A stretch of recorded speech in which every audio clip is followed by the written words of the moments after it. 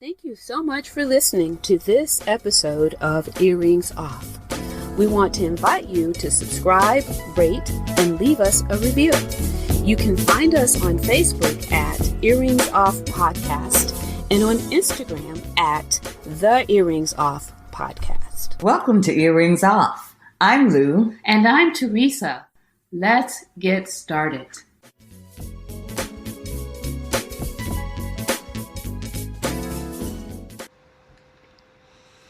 Hello again, and welcome to the Earrings Off podcast, where we have conversations to empower women and the men who celebrate them. I'm Teresa, and in today's episode, you're going to meet KhadiYah Preciado. KhadiYah is a young stay-at-home wife and mother to two young toddlers.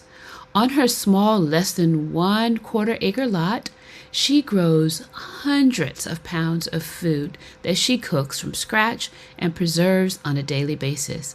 She loves gardening, raising chickens, and making natural beauty products and herbal remedies for her family. KhadiYah strives to be the best biblical homemaker she can be. Professionally, KhadiYah is a community herbalist, author, and content creator. She specializes in teaching African and African American herbal traditions. She prides herself on being a self-professed kitchen herbalist and teaches others to be the same. Please be sure to visit her website and social media. You'll find that information in our show notes. Enjoy. KhadiYah, again, thank you so much for joining us here at Earrings Off. We're excited about the conversation today. Thank you for having me. Absolutely. Tell me, what is homesteading? Homesteading is just living off the land. And so you're living more self-sufficient. Mm-hmm. Our family is more of an urban homestead. And so we grow a good majority of our food. Our goal is 80% of our food. We're not there yet. And we have only a regular lot, a fourth of an acre. So it's a small space. But we're able to grow a lot of fruits and vegetables. You can also raise animals, and we have chickens that we raise for eggs. You can raise chickens or any other animal for meat. You can also, have some other things like you can have loofah gourds growing, so you can have your own loofahs. And so it's just pretty much living off the land and food and sustenance. So, how long have you been doing that, KhadiYah? So, how did you get into this? How did you make this your mission? Well, actually, it started for me with my hair care journey. I went away for college. I didn't know how to do my hair at all. And so I started taking care of my hair, and I was picky about what products I was using. I was looking at labels. Yeah. And when I went natural, I said, well, I didn't go natural to have chemicals in my hair. So I wanted to make my own products. And then I started thinking, okay, I started looking at labels of foods. And so I decided I wanted to grow my own food too. So it just kept growing and growing. Then I got into herbs and just learning a lot about nutrition. Okay. Wow. So what are some ways that homesteading keeps you healthy? Well, pretty much in any way, even just walking outside barefoot, is grounding to you. It's good for mental health. And it even is said that seniors will live longer if they garden. So gardening, having your own food, more nutritious as well. You don't have the pesticides. Usually you're growing organically, so you get more nutrients. And so it's just pretty much better for your health in general, mentally, physically, emotionally, spiritually. Okay. Two conditions are particularly rampant in the Black community: high blood pressure and diabetes. KhadiYah, what would you say? Is there a particular herb or herbs which might aid in controlling blood pressure or diabetes? Can you talk to us a little bit about that? Yeah. And because, the Black community, I am a Black woman myself. Most of the people that I work with are other Black women taking care of their families. And so, diabetes or someone who has high blood pressure usually is found, in your immediate family. And so there are actually a lot of herbs that can help with both of those things. And even our foods naturally if we're eating the right fruits and vegetables, naturally help to aid as well. So when you're looking at foods, you can just things like garlic actually naturally help to keep the blood thinner so that you Mm-hmm. have less blood clots, and also helps with high blood pressure as well. When we're talking about herbs, there's a lot of herbs. You will find that so many different herbs all kind of have those properties because they're anti-inflammatory. They help in getting the blood circulating and moving. So they all usually naturally have some kind of a positive effect. But some, like hawthorn, uh, Mm-hmm. is known for strengthening the heart. Also helps to a lot of our fruits actually, and sour fruits actually can help with cutting through fats and oils. So it's really good and protective for the heart in that way too. And it actually strengthens the walls of the heart. And Mm. there's another herb, even just hibiscus. I like to name hibiscus because it's nice and sweet. Most people would enjoy drinking some hibiscus tea. See, mm-hmm. Yeah, you see it's a beautiful red color. It's good for, Right. the blood, the heart, and also can help to lower blood pressure. Now, with hibiscus, it's no more for the diastolic pressure, but again, it's another really good remedy. Mm-hmm. And then the same thing is true for diabetes. So a lot of the herbs that we eat in our baking and to add sweetness, like to our oatmeals and things like that, cinnamon Yeah. naturally helps with the blood sugar. And actually, it's a really powerful herb. I go between food and herb because, we mostly eat a lot of our herbs as food. Right. And there's a lot of actual other herbs that are really beneficial and kind of do things that pharmaceuticals can't. So we have some herbs that actually help to strengthen the pancreas, which is what secretes the Mm-hmm. insulin. And so it Right. can actually help to promote insulin production. And even when you have a damaged pancreas, it actually helps to renew the cells or regenerate the cells. So some of those herbs are things like honeybush, and that's Mm-hmm. an African plant. And so it's funny, a lot of the herbs that are really beneficial for the Black community can be found in Africa. Right. I've You don't heard know that. about these herbs. Yeah. And another one, there's an herb, it's actually called, the nickname is the destroyer of sugar, and it's Really? called Himena. I always Mm-hmm. pronounce it, I know I'm pronouncing it wrong, but that herb is another one that helps to actually strengthen the pancreas as well. So Mm-hmm. usually when you're having like a diabetic issue, resistance, it has to do with the pancreas. And so you have to also look at the pancreas and not just, the byproduct or the insulin. Right. This started with your journey, trying to figure out what worked with your natural hair. Mhm. But then, so as you broaden, I guess, your knowledge base, how did you do that? I mean, how do you even know where to start in terms of learning about herbs?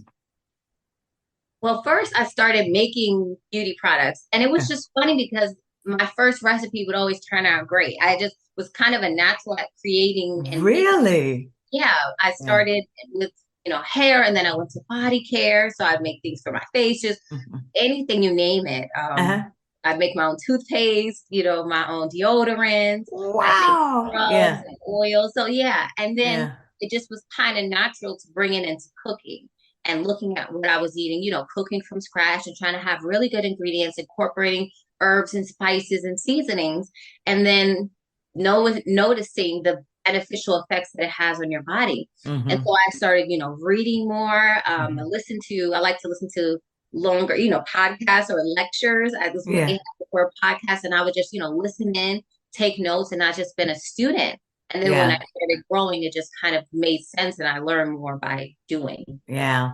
I tell you, you and Teresa, I told Teresa when we connected with you, I said, I think you got a new friend out there because you and Teresa, she talks about some of the same types of information that you're sharing. And so that's just very interesting and very helpful. So, what's your most often used herb you would say in your toolkit? I imagine it's hard to pick one, but what would you say is your most often used one? And then why? Yes, that is a very hard I bet question. it is. Yeah. So usually whenever I get asked that question, I just go by what I'm using most at the moment. And so Right. it goes Okay. by the season, by what our family is, needing at Yeah. the moment. Because it And changes. Yeah, it Yeah. does. It Yeah. does. For Hmm. us, I find right now, elderberries I'm using so much more, whether it's elderberry syrups, and you can make what's called decoctions where you boil it. Hmm. And I find I also can use that in a tincture if I'm not feeling well or if on the onset of something. And I love elderberries because it tastes good. The remedies with elderberries taste good. My children even have elderberry lollipops if they don't feel well. They take Yeah. a lollipop and it's, it's medicine, but it's also tastes good to them too. And so I Wow. love elderberries because it actually stops viruses from getting into the cell walls. And so Okay. it really is protected to the immune system and really good for immune support. Aren't there concerns that herbs can interact negatively with medication? Yes, but we call them as contraindications. And so Uh-huh. certain times when certain herbs should not be used with medications. So there's some rules that I always give people so they can, feel safe about using herbs when they are using pharmaceuticals. So whenever Mm-hmm. using herbs, you don't want to use them for the same reason that you're using a pharmaceutical because the pharmaceutical is already taking care of it. And so like if you have, like we were talking about high blood pressure, and you decide to take an herb for high blood pressure, well, now you might have low blood pressure because you're overdoing it. So you do have to be careful.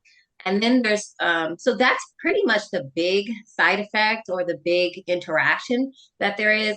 But you always, if you have any underlying condition, like maybe you have a weak organ as well, you don't want to take herbs that are going to stimulate the organ. Um, I was just actually teaching some students about like if you have kidney stones, you have to beware of diuretics because that just moves, it's increasing the urine output, but you might actually move those kidney stones as well. So it just takes a little bit of research. You want to make sure you don't just take an herb because someone recommends it. You want to look Right. into it more and always learn the dosage, how much you should take, and then the Right. contraindications or the interactions if you do have an underlying condition or if you do take medications. And then consult with your doctor too, if you do any of those two. Yeah, and the exciting thing, and I know it would take uh not the average person, but if you look at ingredients in pharmaceuticals, oftentimes that's where they start from, an herb. Right. Mm-hmm. you know, and that's just so, I mean, I've always found that to be quite amazing. Like if pharmaceuticals start some if they start with herbs, why can't doctors just prescribe the herb? I don't know. Yeah, that's so true. But the only difference is it like 25%, so at least one fourth of all of Uh-huh. the pharmaceuticals do derive from herbs, but they just take one chemical out of it. And so Mm-hmm. they want to patent it and make money. And so that's where, that happens. But also Right. the herbs are a lot more, I would say they're more gentle, they're more nourishing for the body, and they're more Mm-hmm. long term, where people just want, I take the pill and then 10 minutes Mhm. later, everything's all better. All right. Mhm. That's why Yeah. people go for the pharmaceuticals usually. Yeah. Right. Yeah. Natural healing takes time Yeah. And Yeah. patience. Yeah. and Mhm. patience. Yeah. Okay. As an herbalist, do you have concerns about our traditional approach to managing health conditions in the US? Yeah, I do. I think we have such busy lives, and we don't even, Yeah. when we are in a doctor's office, we don't spend as much time with them. And a lot of times people don't feel like their concerns were really heard. And it's just because they have so many people that they have to see. So usually it's only about 5 to maybe 10 minutes with the doctor. And so it's Mm-hmm. not, they don't get time to ask you, what are you doing that's contributing to this problem? And so they just pretty much just Mhm. fill out the script and just tell you to take something. But Yeah. sometimes issues can happen because of what you're eating. And if you're not correcting what you're eating, then you're just going to be taking the pill, forever. Or it could Mm-hmm. be about stress or different things that you're going through in your life. And so I do feel like there's an education that needs to be had to all healthcare practitioners so that they know about all the options because it could be something as simple as changing your diet or doing some lifestyle changes. And I don't feel like that's brought up enough. Yeah, Yeah. I'm with you on that one. Yeah. Well, this next question, I'm so excited to hear your answer. If you could only have 5 herbs growing in your garden, what would they be and why? Yeah, another really difficult question. Um, so it's easy. I'll say chamomile comes up first. Mm-hmm. And I like chamomile because I use it in pretty much everything. It just adds sweetness to it. It adds a really nice flavor, and it can be used for children as well. So all through all ages, it's really safe herb. But also in the garden, and actually when it's next to weak plants, it actually can help kind of bring them back to life and kind of strengthen them. Really? I Yeah, did not know that. and it also enriches the flavor of other herbs that are nearby as well. So chamomile is thought more, it's like a motherly herb. It's used for, children that have colic and Hmm. teething. And so it's kind of Mhm. like that in the garden. And so I definitely would have to say chamomile. Another one I would definitely say elderberries. Elderberries are very expensive to buy, but you can pay the price one time, get you a plant, and have it for a long time. But as I talked about, it's really wonderful for immune support. And I feel like that's something that we really need to protect ourselves as we, go out into the world, expose ourselves to new viruses, old viruses, and bacteria and all of that. So to have a strong immune system is really important. Another one I would say is yarrow. I really love yarrow because it's more of a first aid plant around our home. So if you have a cut or bruise, it actually can help to stop bleeding. And Mhm. so with my little son who's 3 years old, it's really useful. And it's another really safe remedy too. And is also used for fevers. And so a lot of the herbs I'm talking about have benefits for children because I have children. And so all of the ones I've talked about are actually safe for small children as well. Mhm. Oh, then it gets hard. And so I guess I have to cheat because I won't choose any of the herbs that already grow in the garden because you said what I can plant. So Hmm. I won't choose those. It's really hard. Uh, and I should have thought of this before. No, go Uh, ahead. Just you can. Yeah, whatever comes to my yeah. head. Just whatever comes to mind. Yeah, go I ahead. would also have to say cilantro because that's actually Ah, my favorite herb to cook with. And yeah. it grows so wildly. You get so many seeds from it, hundreds of seeds. We have too many seeds and we started giving away seeds. And so I really love cilantro. I don't have any problems growing it whatsoever. So I would definitely would. And then I would also say I love sage. That is Yeah. most Yeah. of my garden is sage. It's a beautiful plant and has so many beneficial uses as well. Um, really useful for those who are going through menopause because it has phytoestrogens. And so when you're going through menopause, a lot of the symptoms Hmm. are because of the lack of estrogen. And so having sage is really wonderful in that way. It's also Mhm. really good for the sore throats. It's anti-inflammatory, and then it also helps to get up excess mucus. It's really good for coughs. And so Mhm. I like to pair it with some other herbs. And then also it's good for cooking as well. I like to make a hydrosol of it. So I use that on my skin. So there's so many different ways to use all those herbs. So I just really chose ones that are useful for all ages and Hmm. multi-purpose. Now, Hmm. which of the herbs do you have ease growing inside the home? Oh, inside of the home, Yeah. I usually keep lots of succulents. So I have so many aloes all throughout the house. Okay. I do have time, but really for me, I really can't keep many plants inside. They just don't do well for years and years. So Okay. because I do have a I'm good sorry. area with all the garden plants, I don't have too many. I mostly have house plants. So like Hmm. snake plants and things like that, but none Okay. that I use medicinally other than aloe and the a mint. I'm sorry, not the mint. The thyme that I have. Okay. Yeah, Well, but I do have Cuban oregano. Sorry, I do have that as well. oh, okay. Cuban oregano. do you get what kind of response do you get from people when they hear about your lifestyle and what you're doing and your such your knowledge about herbs and how they can heal you? Do people sort of look at you differently or funny because it's a different lifestyle from the norm? It's certainly a healthy lifestyle, but what type of reaction did you get from people? Can you share about that? Yes, most of the time I get like, wow, people are intrigued. And so they Yeah. ask a lot of questions because I think that they don't even think that it would be, possible. As we Right. talked about, I have a regular sized backyard. And so we just converted it into, a garden and into a homestead. And so Wow. people are just really surprised because many people are out of touch with, the way that the foods grow and Right. even, the homesteading life. Yeah.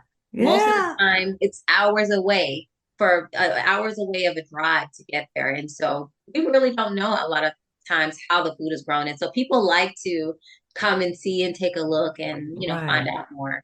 What about your Well, neighbors?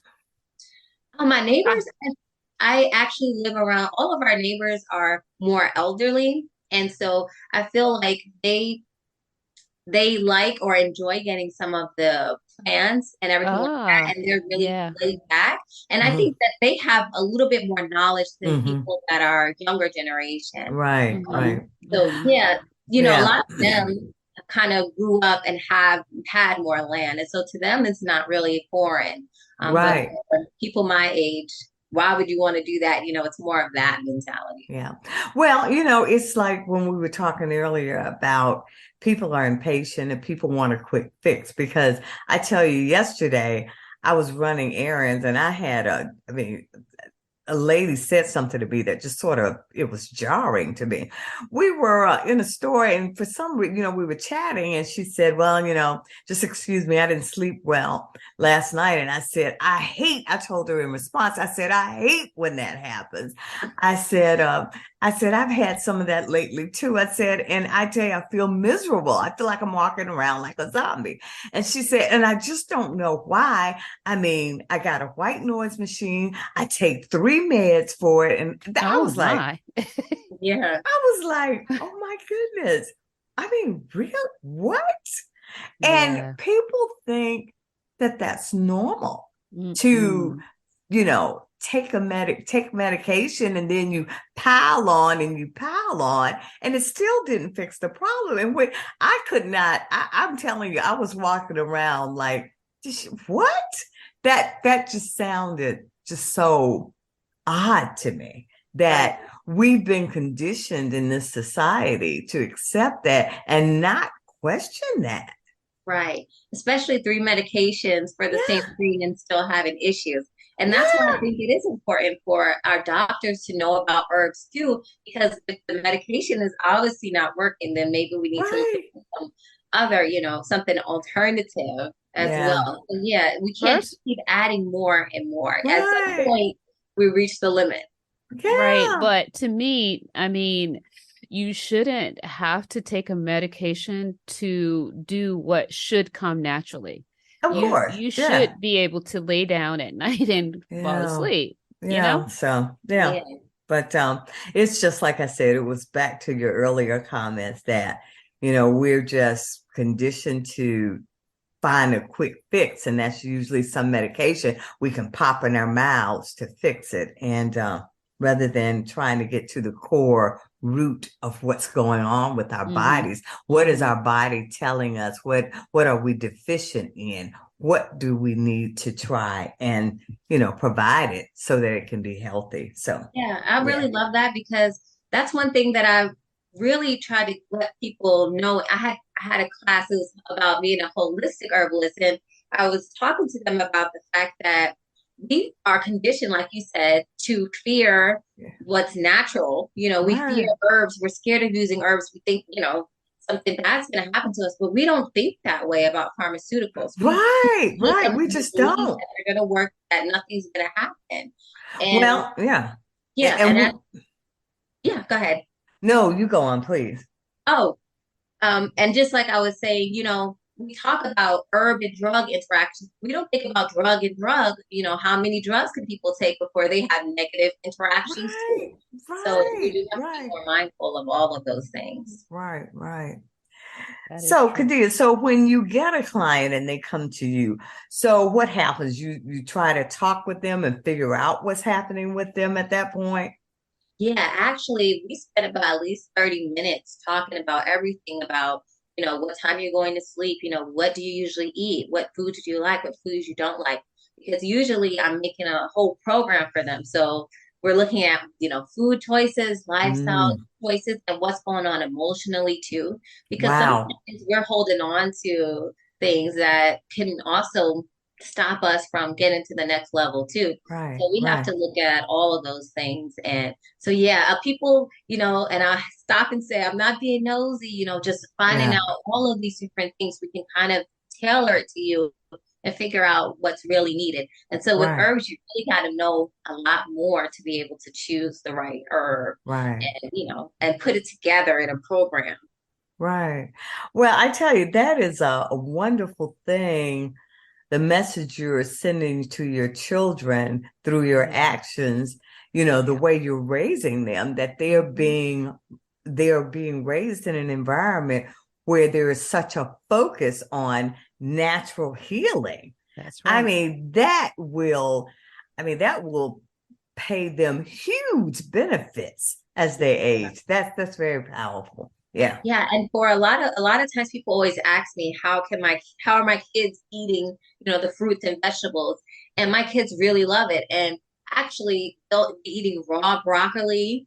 Oh, it doesn't even get into the house. Raw peas, they love peas. It's their favorite thing. Sometimes the Yeah. peas aren't even they're so small, they don't even let them get big. And Okay. so it's easier Wow. for children also to eat healthier when they are planting with you. Oh, Mm-hmm. yeah. Right, And right. when Yeah. the food is grown at home, it tastes so much better than what Oh you yeah. get in the Yeah. store. And so they really enjoy it. Wow. Yeah. Well, I tell you, KhadiYah, those are all of the questions that we have for you today, but we certainly thank you so much for joining us and sharing your knowledge. Absolutely. And Teresa, I'm warning you, you are not going to start stalking her, okay? Just don't do it. But I tell you, please share with us if you have any parting words, KhadiYah, for our audience. Yes, I definitely think it's so important to try to take care of our bodies before something happens. It's so much more important to work towards prevention and be proactive instead of reactive. There's so many Absolutely. different things popping up everywhere, and with herbs, we can really be encouraged and empowered about our future. And so, food to not be something that we have to worry about. And so, while you can and while you're motivated, we're just starting the new year, look into ways that you can try to be a little bit more self-sufficient. Hmm, Mhm. hmm. Can you share with our audience your contact information, please? Yes, if you would like to connect with me, the best way is on my website, which is herhealthyhome.co. And actually, you can just type my name in, KhadiYahPreciado.com too, and it goes to the same website. I also am on YouTube at Her Healthy Home as well, or you can search my name again and you'll find me on there. I have an Instagram that's Instagram.com and slash my name. My name is a little bit more difficult to pronounce, so you might have to copy and paste it, but those are the best ways to contact me. Hmm. Okay. Very good. Well, again, thank you so very much for taking time out of your busy schedule to join us here today. Take good care. Thank you.